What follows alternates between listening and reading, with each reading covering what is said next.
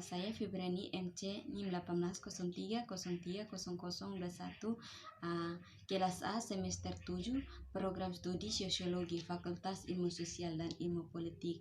Pada saat ini saya akan membuat tugas mingguan buku kelima dari mata kuliah kajian seminar masalah-masalah sosial.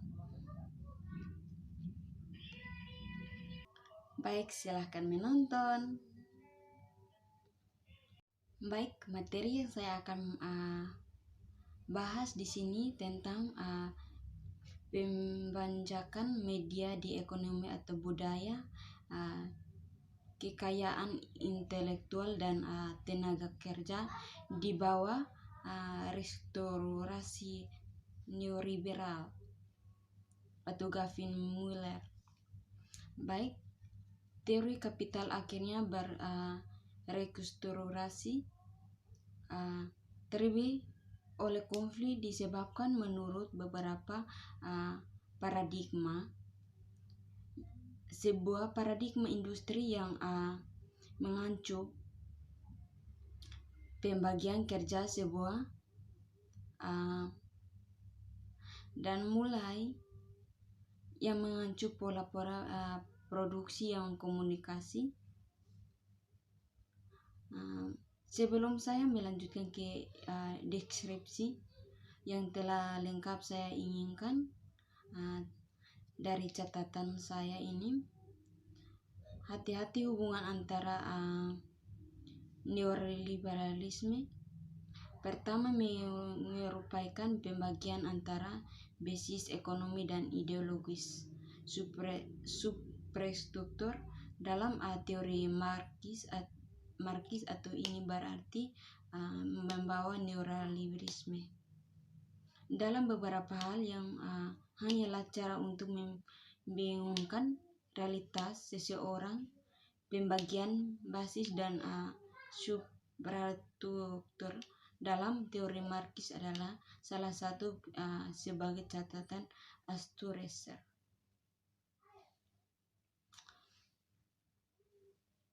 Saat pertama hingga terakhir saat ini, sepi dan contoh terakhir tidak pernah datang.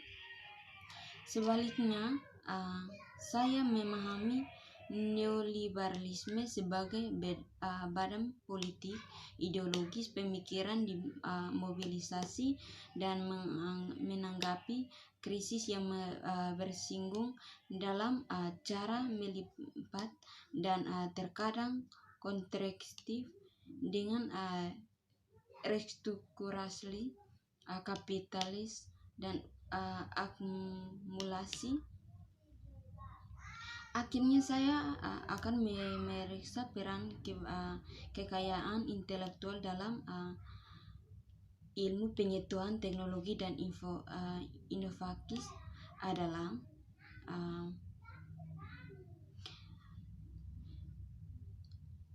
muncul sebagai cara penting bagi modal utama mengkomunikasi dan mempertahankan kendali atas penemuan sebagai media dan produksi, mengambil pada peran yang diperluaskan di ekonomi atau maju.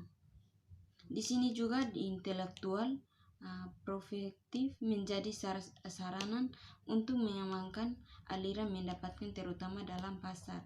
Di global selatan, kekayaan intelektual merupakan dasar komponen utama dari kebijakan neoliberalisme, meskipun salah satu subjeknya besar.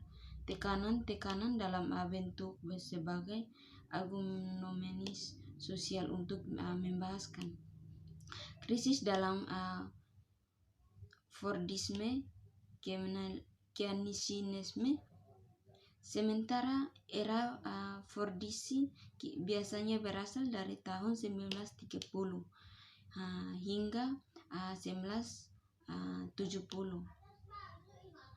Mengambil namanya dari tokoh sebelumnya Henry Ford yang mau berubah tenaga kerja industri melakukan penciptaan pabrik besar-besaran, memberikan jaminan pada tingkat pekerjaan, perawatan, kesehatan, pendidikan.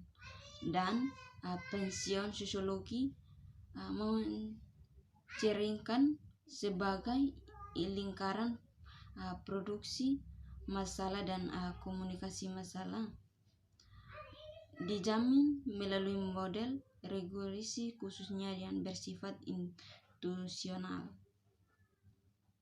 Dari pekerjaan formal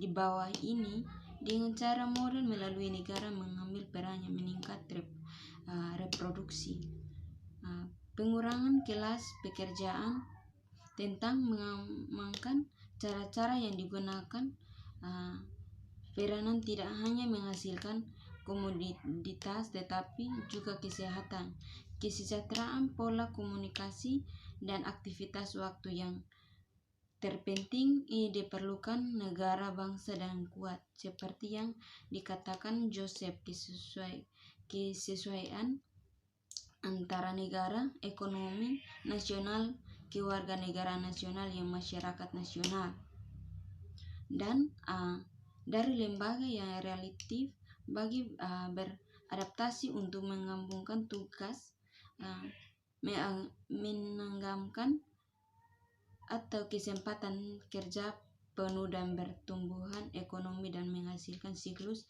pemilu nasional. Dalam revolusi Comenius adalah pekerjaan sendirian dalam mengembangkan metode untuk rute sekitar pemberontakan ini, dan Fordisme tidak melihat kekurangan pemberontakan pemunggakan mencapai tujuan. Daripada tempat kerja, dari refleksi perjuangan dari ini, cara-cara yang dipahami oleh teori gerakan sosialis dan komunis yang cenderung memprioritaskan perjuangan jenis pekerjaan tertentu, salah satu terletak di titik produk atau produksi langsung atau seringkali dalam gambar pekerjaan pabrik atau kera biru. Kira-kira mengembangkan analisis tentang pentingnya proses produksi dan reproduksi sosial di luar tempat kerja menjadi sebuah konsep pabrik sosial. Menurut analisis, kapitalisme mengambil segudang praktik yang memproduksi kapitalisme yang di bawah manajemen pemerintahan tunduk pada peningkatan intervensi dari negara dan dari bisnis.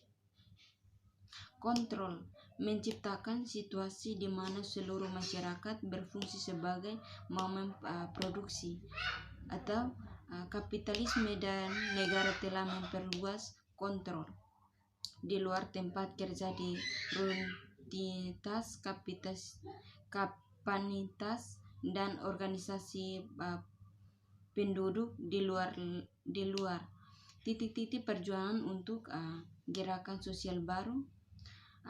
Modal mencoba membentuk sebuah kegiatan waktu sesang atau bahasa, sastra, seni, musik, televisi, media, dan berita atau film.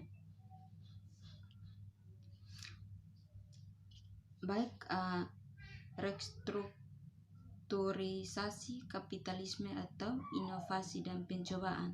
Jika penjelasan Marx tentang kecenderungan turunnya tingkat keuntungan ada lengkap, ia memberikan panduan yang lebih jelas untuk memproses restrukturasi.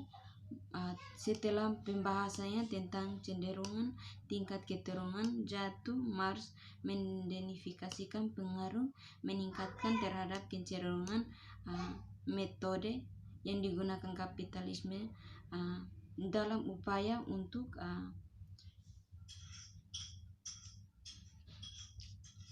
pada hubungan sosial kapitalis. Resturatif ekonomi informal dan kewirausahaan restrukturasi kelas pekerjaan. Baik, yang terakhir modal berusaha untuk mengurangkan tenaga kerja dan mencegah voyeurisme, keynesianisme. Ia mengubah produksi masalah dan pekerjaan massal yang sulit diatur ke dalam rantaian atau produktif yang telah tersebar. Menarik pada campuran efektif teknik organisasi sebagai produksi tersebar dan mengobalkan manajemen pekerjaan kurang bergantung pada mantan atau secara efeksiolisif pada strategi berbasis produk massa seperti usia. Sebaliknya itu tergantung pada bentuk dominasi dan kontrol lainnya. Baik, mungkin dari penjelasan saya kurang lengkap, mohon dimaafkan. Bye bye.